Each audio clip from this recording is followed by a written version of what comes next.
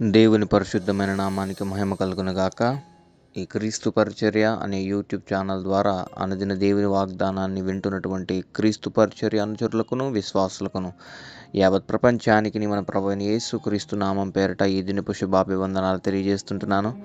ప్రియ దేవుని బిడ్డలారా, మీరు అనుదినం విశ్వాసంలో ఎదుగుతూ దేవునికి దగ్గరగా బ్రతుకుతూ మీరు ఆయన ఆశ్రయిస్తూ ఆయన మీద ఆనుకుంటూ మీరు మీ విశ్వాస యాత్రలో క్రైస్తవ జీవితంలో ముందు కొనసాగిపోతున్నారని మేము నమ్ముచుంటున్నాం. మా అనుదిన ప్రార్థనలో మీరు ఇచ్చిన అవసరతలను బట్టి మీరు మమ్మల్ని అడిగిన ప్రైర్ రిక్వెస్ట్ ఏవైతే ఉన్నాయో వాటన్నిటి గురించి మేము ప్రార్థన చేస్తున్నాం. మీరు అనుదినము దేవునిలో ఎదుగుచు మీరు ఫలాభివృద్ధి చెందుచు మీ కుటుంబాలతో సహా మీరు అభివృద్ధి దిశలో ముందుకు వెళ్ళి దేవుని కోసం నిలబడాలన్నదే మా ఈ క్రీస్తు పరిచర్య యొక్క లక్ష్యం. మరి ప్రియ దేవుని బిడ్డలారా, ప్రస్తుతము మనకున్నటువంటి సకల విధమైన పరిస్థితుల్లో నుంచి తప్పించగలిగిన దేవుని వైపు నుంచే మనం సహాయం పొందుకొని ఆయన వైపే చూస్తూ మనం ముందు కొనసాగిపోవాలన్నది జ్ఞాపకం చేసుకోవాలి.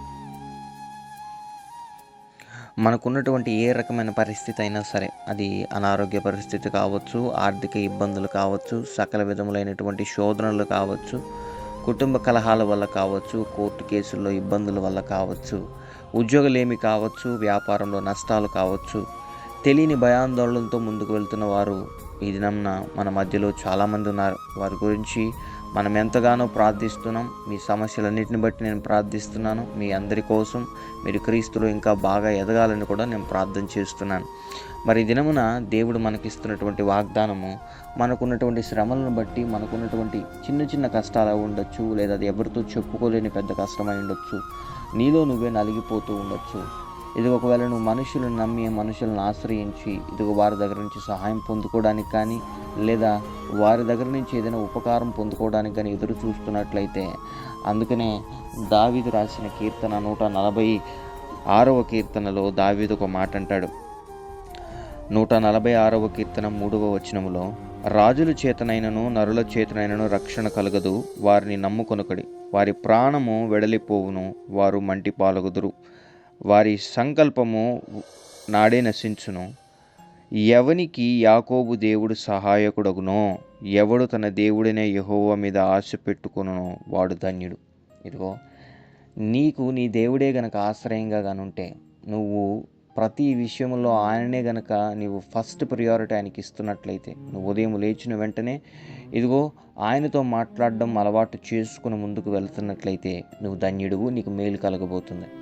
నువ్వు జ్ఞాపకం చేసుకోవాల్సింది ఏంటి అంటే, మనుషుల్ని నమ్మాలి. ఎంతవరకు నమ్మాలో అంతవరకే నమ్మాలి. ఇదిగో అతిగా వారిని నమ్మినా సరే, అతిగా వారికి ఇవ్వాల్సిన ప్రాధాన్యత, నీవు దేవుడికి ఇవ్వాల్సిన ప్రాధాన్యత వాళ్ళకి ఇచ్చినా సరే, ఇదిగో నీకు ఒక రకమైనటువంటి చేదైన అనుభవాల్లోకి నువ్వు వెళ్ళిపోతావు. ఇదిగో ఒక రకమైనటువంటి బానిసత్వమైన బ్రతుకులోకి నేను ఈ మనుషులు నడిపించేస్తారు. ఎందుకనంటే, నీ దగ్గర ఉన్నప్పుడు అన్నీ వాడుకొని ఇదిగో నీకు సహాయం చేయాలన్న స్టేజ్కి వాళ్ళు వచ్చినప్పుడు నేను జ్ఞాపకం చేసుకోలేక పక్కన పెట్టేస్తారు. ఎందుకు చెప్తున్నానంటే, ఈ మాట రాజులనైనను అధికారులనైనను నమ్ముకొనకడి అని దేవుని వాక్యం సెలవిస్తుంది. రాజాధికారం కలిగిన వాడు కూడా ఇదిగో అధికారము వాడికి వచ్చిన తర్వాత కూడా, అతనికి అధికారం దేవుడు అనుగ్రహించిన తర్వాత కూడా వారు నమ్మదగిన వారు కాదు అని దావీదు సెలవిస్తున్నాడు. ఎందుకంటే దావీదు కూడా దేవుడు అధికారం అనుగ్రహించాడండి.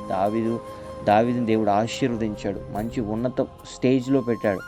కానీ అటువంటి పరిస్థితిలో ఉన్న దావీదే ఈ మనుష్యుల రీతిని గమనించి దేవుని ఆత్మచేత ప్రేరేపింపబడి గొలియాతుని ఎదుర్కొన్నటువంటి దావీదే ఏమంటున్నాడో జ్ఞాపకం చేసుకోండి. రాజులనైనను అధికారులైనను నమ్ముకొనకడి.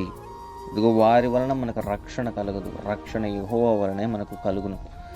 మన నీతికి ఆధారభూతుడకు దేవుడు ఆయనే. మనం ఎంత మాత్రం మంచివారము కాదని ఆయనకు తెలుసు. కానీ ఆయన కృప చేతిలో మనల్ని ఈ దినము నడిపిస్తూ ఉన్నాడు. నీకు కలుగుతున్నటువంటి శ్రమలను బట్టి ఈరోజు నువ్వు ఎవరిని నమ్ముతుంటున్నావు, ఎవరి వైపు చూస్తుంటున్నావు? ఓవేళ ఈ రకమైనటువంటి పరిస్థితులలో నువ్వు ఉండిపోయి దేవునికి ఇవ్వాల్సిన ప్రాధాన్యత, ఇదిగో యాకోబు దేవుని మీద ఎవడైతే ఆనుకొని ఉంటాడో వాడు ధన్యుడు అని దావీదు సెలవిస్తున్నాడు. ఓవేళ నువ్వు ఆనుకున్నది దేవుని వైపే అయితే, దేవుని మీదనే అయితే, నీ చూపు నీ దృష్టి దేవుని మీదే ఉన్నట్లయితే, నీకు ఒక శుభవార్త ఈ దినమందు. నువ్వు ఎదుర్కొంటున్న ప్రతి రకమైన మారా లాంటి ఆ కష్టాలని దేవుడు ఈ దినను తీసేయబోతున్నాడు. ఇదిగో నువ్వేదో ఒక రకమైనటువంటి ఒత్తిడిలో ఉండి వాక్యాన్ని వింటున్నావేమో, ఒక రకమైనటువంటి తెలియని చిక్కుముళ్ళలో ఇరుక్కుపోయి వాక్యాన్ని వింటున్నామేమో, నీకొక శుభవార్త దేవుడు ఈ దినాన్ని ఇస్తున్నాడు. నీ పరిస్థితులన్నీ ఈ దినం నుండి మారబోతున్నాయి. ఇక నువ్వు చూస్తున్నటువంటి ఏదైతే ఆ ఐగుప్తు జనసమూహం వల్లే నీకు కనిపిస్తుందో, ఇదిగో ఆ బానిసత్వపు కాడి క్రింద లాగా నేనున్నాను, ఈ శ్రమలు నన్ను ఆ రకంగా కృంగదీసేస్తున్నాయి, నన్ను నలిపేస్తున్నారు ఈ మనుషులు అని అనుకుంటున్నావు. వాళ్ళు నీకు కనబడబోరు, ఆ సమస్యలు నీకు కనబడపోవు. నువ్వు చేయాల్సిందంతా ఒకటే, యాకోబు దేవునిని నువ్వు ఆశ్రయంగా మార్చుకోవాలి. మనుషుల వైపు చూడడం కాదు, మనుషుల్ని ప్రేమించు, దేవుని ప్రేమ వాళ్లకు చూపించు. నీ చేతనైనంత వరకు నీవు సహాయం చేయగలుగుతావా చెయ్యి, అంతేకాని అతిగా వారిని నమ్మి దేవుడికి ఇవ్వాల్సిన ప్రాధాన్యతని దొంగిలించి వారికి ఇచ్చినట్లయితే ఇదిగో నీకు రక్షణ కలగదు, నీ కుటుంబానికి రక్షణ కలగదు, నీ జీవితంలో సంతోషం ఉండదు. ప్రియ దేవుని బిడ్డలారా, మనం గమనించుకోవాలి, మన పరిస్థితులని మార్చగలిగిన దేవుడు మనకున్నాడు. ఒకవేళ మీరు తప్పు విషయమై ఎక్కడైనా హింసింపబడుతున్నట్లయితే దాన్ని సరి చేసుకోండి.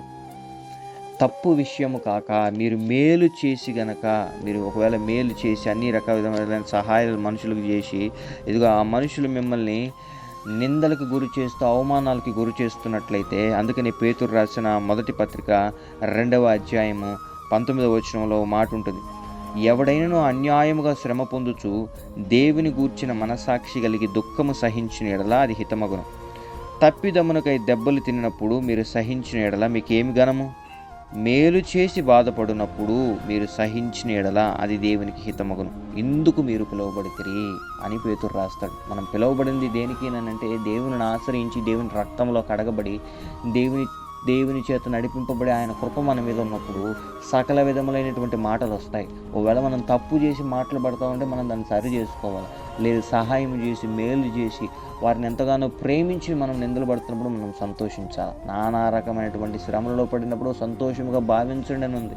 అదే రకంగా మనము తప్పులు చేసి దేవుని బిడలుగా మనము నింద అనుభవిస్తున్నామా, అవమానం అనుభవిస్తున్నామా, కన్నీటిని చూస్తున్నామా, మనం ఒక దినం గొప్పవారం కాబోతున్నాం. దేవుడు మనల్ని ఆశీర్వదించబోతున్నాడు, అంచెలంచెలుగా దీవించబోతున్నాడు. ఈరోజు నీకున్న పరిస్థితులను బట్టి నువ్వేం తప్పు చేయలేదు. ఇదిగో నీకున్న స్థితిగతులను బట్టి, ఇదిగో నువ్వు ఈరోజు ఏడుస్తున్న రీతిని బట్టి నీకు ఎటువంటి తప్పిదము నీ మీద లేదు, ఎటువంటి నేరము నీ మీద లేదు. కానీ మనుషులు అనేక పర్యాయాలు లేనిపోని వాటిని సృష్టించి కళ్ళబొల్లల మాటల వల్ల నీ మీద చిరువులు పలువులుగా మాటలు ప్రకటిస్తూ నేను హింసిస్తున్నారా? ఈరోజు తెలియని ఒక రకమైనటువంటి ఏడుపు, వేదన నీ గృహంలో, నీ జీవితంలో ఉందా? నీకు ఒక శుభవార్త, నీవు అనుభవిస్తున్న ప్రతి రకమైన శోధన, నేను అనుభవిస్తున్న ప్రతి రకమైన బాధని దేవుడు తీసివేయబోతున్నాడు ఈ దినం. అది అనారోగ్య పరిస్థితితో బాధపడుతున్నావా? అప్పుల బాధల, శ్రమల, ఇరుకుల, ఇబ్బందుల, మనుషుల మాటల నుండి దురాత్మ నిన్ను టార్గెట్ చేసి తరుముతున్నాడా? భయపడద్దు. ఎందుకు అనేక సందర్భాలు శ్రమల గురించే మేము బోధిస్తూ వస్తున్నామనంటే, ఈ దినాన్ని ఎవరిని కదిలించినా ఏదో ఒకరికి తెలియదు. ఒకరికి ఉద్యోగం లేదని బాధ, ఒకరికి వివాహం అవ్వలేదని బాధ, ఒకరికి గర్భఫలాలు లేవని బాధ. ఇదిగో సకల విధములైనటువంటి శ్రమల ద్వారా మనుష్యుల్ని పట్టి పీడిస్తున్నాడు దురాత్మ. వాడి క్రియలన్నీ యేసు నామములో ఈ దినము లయమైపోనట్లుగా మనం ప్రార్థన చేయబోతున్నాం. మనం దేవుణ్ణి అడగబోతున్నాం, మన దేవుని సన్నిధిలో ప్రార్థన చేయబోతున్నాం. అందరం కలిసి కళ్ళు మూసుకుని ఈ ప్రార్థనలో ఏకీభవించవలసిందిగా ప్రార్థిస్తున్నాను మిమ్మల్ని.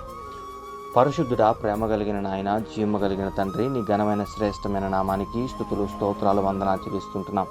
గడిచిన రాత్రంతయు మమ్మల్ని నీ చల్లటి రెక్కల నీళ్ళలో దాచి కాపాడి సజీవులకు నిలబెట్టిన దేవా నీకు వందనాలు.